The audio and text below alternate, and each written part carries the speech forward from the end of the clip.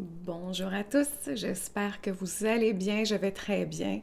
Aujourd'hui, je fais une nouvelle vidéo avec vous parce que j'ai envie que vous sachiez exactement ce qui se passe dans le cours Conscience. Alors aujourd'hui, on entre encore plus en profondeur, on regarde tout ce qui sera décrit dans le deuxième module que j'ai appelé l'autonomie émotionnelle. J'ai mes notes avec moi, si vous permettez, évidemment, parce que je ne veux rien oublier. Donc, j'ai les... En fait, je suis devant le cours. J'ai les titres devant moi de chaque leçon.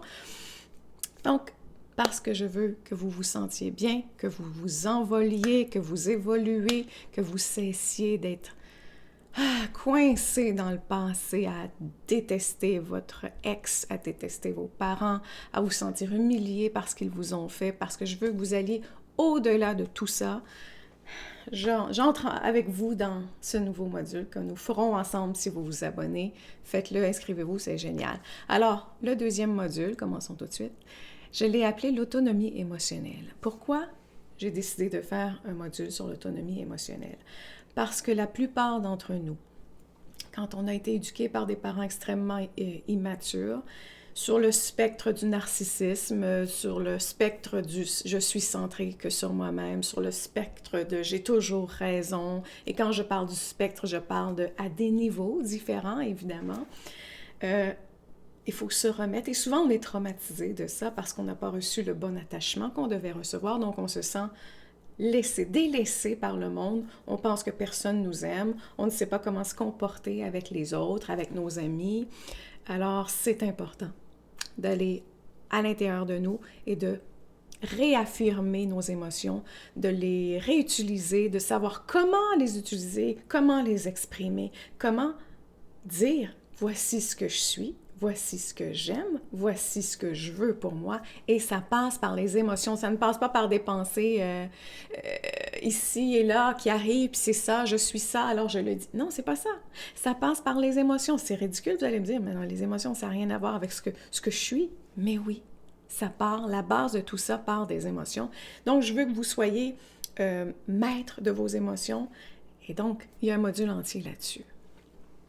Si on commence par la première leçon, je vous invite à trouver la vérité derrière vos émotions enfouies. Qu'est-ce que ça veut dire? Ça veut dire que quand on a été éduqué, ou trop longtemps en couple aussi, éduqué par des parents immatures, ou trop longtemps en couple avec une personne extrêmement toxique, ce qui va se produire, c'est qu'on va taire qui l'on est, on va cesser d'exprimer nos émotions parce que chaque fois qu'on pense quelque chose, qu'on a des idées sur quelque chose, qu'on a une opinion sur quelque chose, qu'on a envie de simplement partager qui l'on est, ce qu'on pense, comment on se sent, pourquoi on se sent comme ça, l'exprimer est reçu avec un refus ou un dénigrement ou un tu n'as pas le droit de penser comme ça, tu n'as pas le droit de t'exprimer comme ça.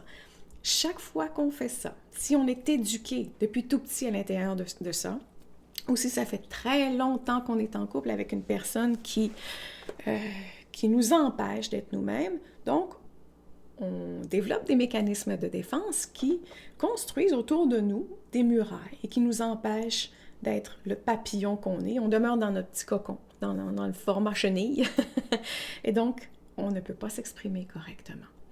Ce qui fait en sorte qu'il est très, très, très important de réapprendre à réaffirmer nos émotions et ce que l'on est, parce que ce que l'on est, c'est nos émotions. Alors, nous sommes humains. Voici comment on fonctionne. Donc, dans cette leçon-là, trouvez la vérité derrière vos émotions bloquées. Ce qui est bloqué, ce qui est derrière les murailles, il faut les faire tomber. Donc, je vous invite à réapprendre toute la gamme d'émotions. Je vous invite à définir davantage vos émotions parce que celles de base, on les connaît. Ah là, je suis en colère. Ah là, au Québec, on sacrerait. Ah là, je suis en Ah là, je suis en Donc, c'est important d'aller au-delà des mots simples, d'aller au-delà des émotions de base et de dire autre chose que je suis en colère, je suis impatiente, je suis frustrée, je suis tellement triste, je suis tellement... On les connaît, ces émotions. Mais au-delà de ces mots, il faut raffiner pour pouvoir entrer davantage en soi et dire, ben finalement, c'était peut-être pas de la colère. Donc, en changeant le vocabulaire, on arrive à comprendre que ben finalement, il y a autre chose derrière cette colère. ça peut être une grande tristesse. Mais je ne l'exprimais pas comme ça, je l'exprimais autrement. Donc, c'est connu, vous le savez, que derrière une colère, souvent va se cacher une très grande tristesse, un très grand sentiment d'abandon. Donc, on veut aller au-delà de ça. Et la façon dont je parviens à vous faire voir autre chose, oui, c'est par les mots, évidemment, en vous encourageant à utiliser un nouveau vocabulaire, oui.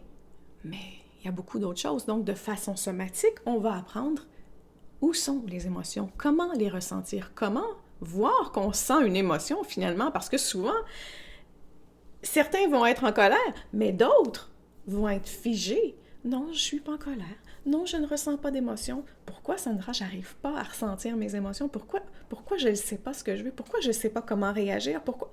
Parce qu'elles sont bloquées. Donc, vous êtes figés par la peur, par l'inconnu, par le « je ne me connais pas » tout simplement. Donc, on voit ça dans la première leçon. Je vous apprends à comprendre tout ça, à le voir, et il y a des étapes. Donc, on y va par étapes et ça passe par le corps, évidemment. Les émotions, c'est dans le corps. Je le répète, on tape des mains, c'est dans le corps. Donc, voilà. La leçon 2, 4 actions émotionnelles pour en finir avec le passé. J'en suis certaine, vous le savez, écoutez, je ne suis pas seule à l'intérieur de ça.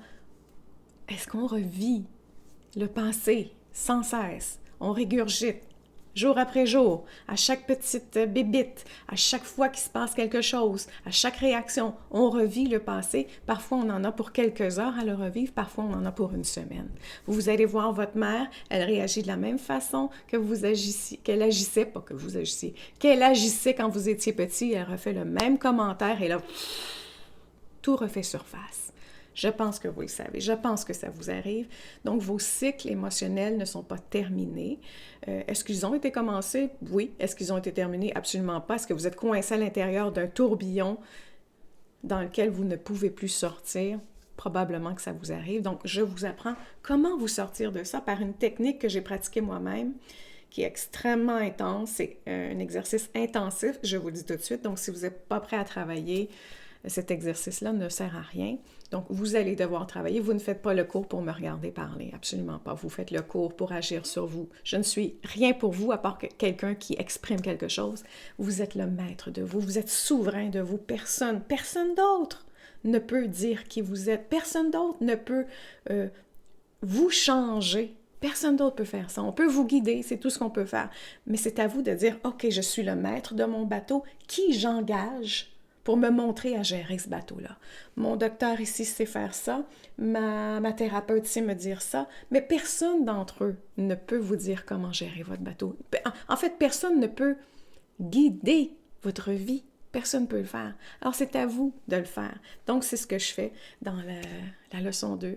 On apprend comment gérer les cycles émotionnels qui ne sont pas terminés. Et je dis gérer, c'est plutôt maîtriser. Comment les maîtriser et mettre enfin un terme à ce cycle émotionnel qui ne s'est jamais terminé. Vous détestez votre ex depuis 15 ans. Vous détestez votre ex depuis 1 an. Ça n'a pas d'importance. Même 6 mois. Il est temps de savoir comment terminer ça le plus rapidement possible. Et je vous le montre. Dans la leçon 3 maintenant, savoir s'exprimer et se faire entendre. J'aurais tellement dû répondre ça. J'aurais tellement dû lui dire ce que je pense. Alors, pourquoi on ne le fait pas? Pourquoi on ne le fait pas? Parce qu'on revient à la leçon 1, qui est « j'arrive pas à exprimer qui je suis parce que j'ai peur, parce qu'on m'a appris depuis tout petit que d'exprimer ses émotions, c'était mal, que d'exprimer ses émotions, c'était honteux, que d'exprimer ses émotions, c'était « pour qui tu te prends? » Que d'exprimer ses émotions, c'était « franchement, ça se peut pas, être encore en train de se plaindre, mais quel enfant désagréable! » Donc, on a acquis tout ça et aujourd'hui, on n'arrive plus à s'exprimer. Je vous montre dans la leçon, c'est la 4 ou qu'est-ce que j'ai dit? La 3? La 3. Dans la leçon 3, je vous montre comment passer au-delà de ça. J'ai même une liste, j'ai plusieurs exercices, mais j'ai une liste qui vous dit exactement, avec je pense c'est 66 exemples, comment exactement répondre aux situations dans telles circonstances. J'ai quelques circonstances possibles avec des expressions, des phrases déjà toutes écrites où je vous dis, voici ce que vous avez le droit de répondre. Vous avez le droit. Vous avez le droit de répondre non. Vous avez le droit de répondre comment répondre non. Avec quel ton répondre non. Parce que le but, c'est pas de... J'allais dire un mauvais mot. Le but, c'est pas, je vais dire, écœurer. Le but, c'est pas d'écœurer les autres. Le but, c'est de s'exprimer soi-même. La réaction des autres ne vous appartient pas. Si vous, dans votre plus grande pureté et beauté, vous simplement vous exprimez qui vous êtes, vous avez le droit de dire « Ah, tu sais quoi?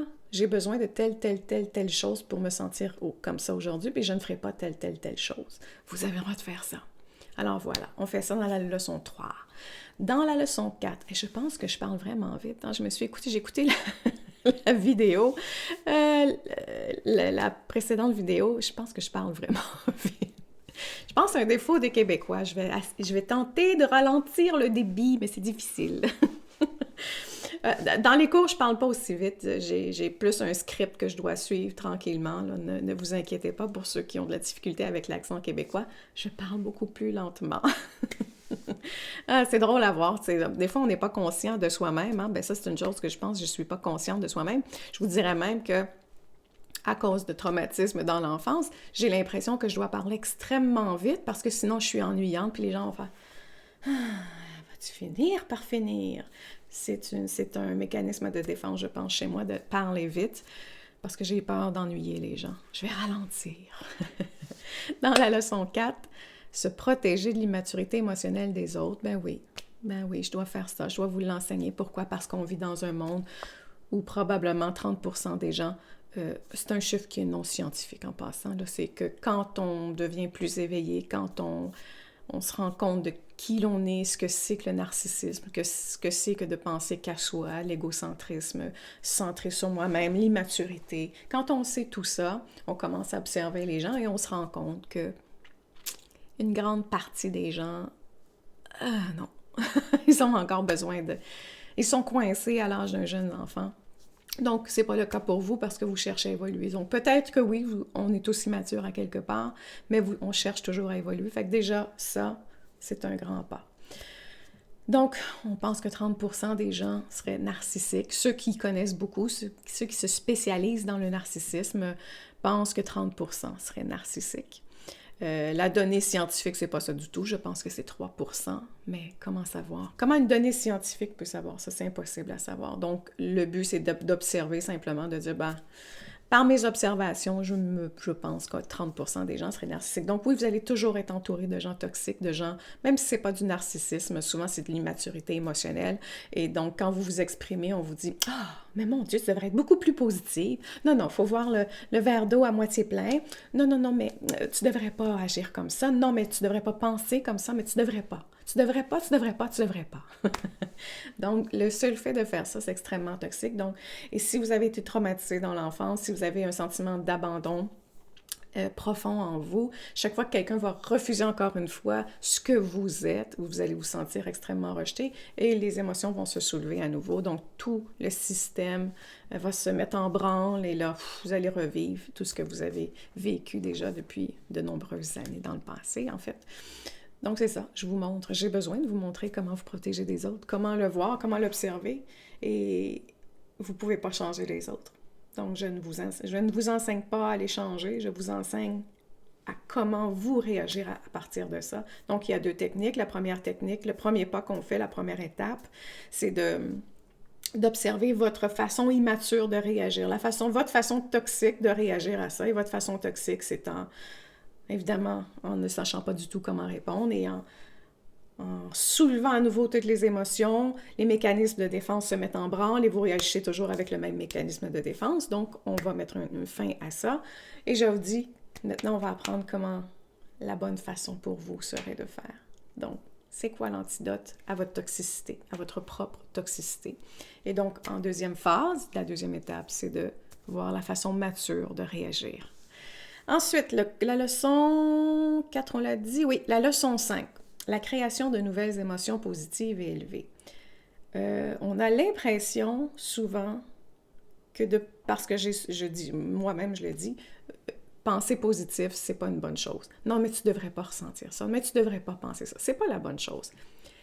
Mais là, on fait l'exercice de ne pas faire ça. C'est-à-dire que là, on va revivre on va revivre nos émotions. On va refaire le cycle de nos émotions. On va savoir comment vivre nos émotions. On va se donner le droit d'être en colère. On va se donner le droit d'être triste. On va se donner le droit d'être désappointé. On va se donner tout le droit de ça. Mais est-ce qu'on veut toujours vivre dans ces émotions-là? Non. Souvent, le cerveau est coincé là de reparler, de renforcer l'idée qu'on est en colère, qu'on a été traumatisé, qu'on a été délaissé, abandonné. C'est pas la bonne chose à faire de le faire fois après fois, voilà. Il faut donc apprendre aussi avec des émotions positives. Alors, je vous donne une technique que vous devez faire chez vous, qui, oui, est une forme de méditation, à ressentir les émotions positives, pas à les imaginer, pas à les penser, mais à les ressentir. C'est les 5 leçons qui sont incluses dans le module 2, l'autonomie émotionnelle.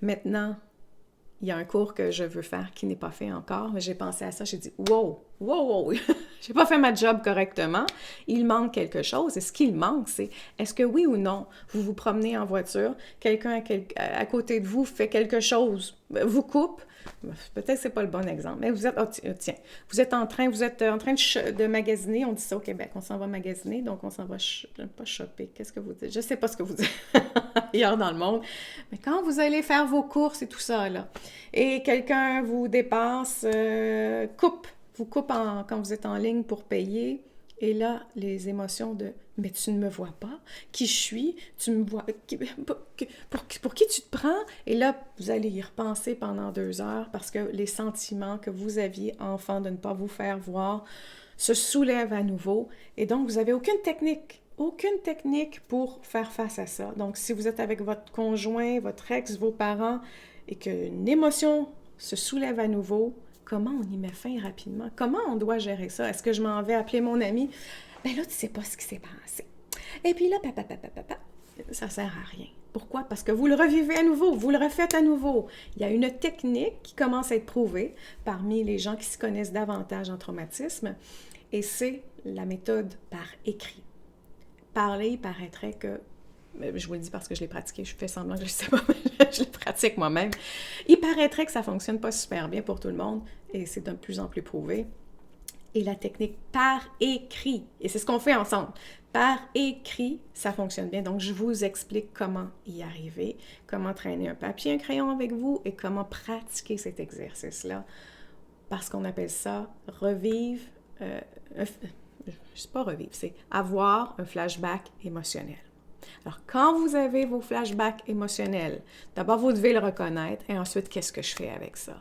Est-ce que vous bitchez tout le long avec votre conjoint sur votre mère? Est-ce que vous bitchez tout le long avec vos enfants? Est-ce que vous appelez votre ami pour bitcher? Ben, si vous faites ça, vous alimentez votre toxicité, vous alimentez ce qui est déjà malade dans l'intérieur, malade, pas dans le sens que vous êtes malade, mais ce qui est souffrant à l'intérieur de vous. Donc, c'est pas la bonne technique. Donc, on va apprendre autre chose. C'était l'autonomie émotionnelle, le module 2. Est-ce que vous avez besoin de ça? Je pense que tout le monde a besoin de ça. Je parle beaucoup, je regarde le temps passé là, qui défile. Là. J'essaie de faire des vidéos plus courtes, mais je parle trop. Donc voilà, on va faire ça dans le cours ensemble. Dans le module, on va apprendre tout ça. Je vous le répète, je ne parle pas aussi vite dans le cours. Et bien voilà, j'ai vraiment, vraiment envie que vous vous inscriviez. Je pense qu'on a tous besoin de ça. Peu le savent, mais vous le savez, vous êtes déjà en train de me suivre sur YouTube, sur Facebook, vous êtes abonné à mon infolettre, vous recevez des choses de ma part. Si vous êtes là, c'est parce que vous le savez que vous avez besoin d'aide, vous le savez que vos parents ont été immatures avec vous, vous le savez que vous êtes peut-être un peu perdu à l'intérieur de ça, ou vous avez besoin d'un guide. Je suis un guide, je ne suis pas un thérapeute, je ne suis pas un docteur, je ne suis rien de ça, je suis quelqu'un qui a vécu et qui vous l'enseigne, qui a appris à s'en sortir. C'est ce que je suis. Et je le connais très bien, mon travail, mais je peux pas... Si vous avez besoin de thérapie, vous allez en thérapie. Vous pouvez utiliser les deux, vous pouvez dire à votre thérapeute « Hey, il y a une fille qui m'enseignerait telle chose, est-ce que c'est correct? Est-ce que je suis rendue là? » Demandez-lui si vous êtes inquiet. Donc voilà, allez vous inscrire, le lien est sous la vidéo, j'ai envie que vous soyez là, j'ai envie de vous aider, donc soyons ensemble là à s'épanouir. Alors, je vous dis au revoir. Allez vous abonner. On est samedi, donc dimanche. Il reste demain pour s'abonner. Donc, allez-y, attendez pas à la dernière minute. Je vous attends impatiemment. Au revoir.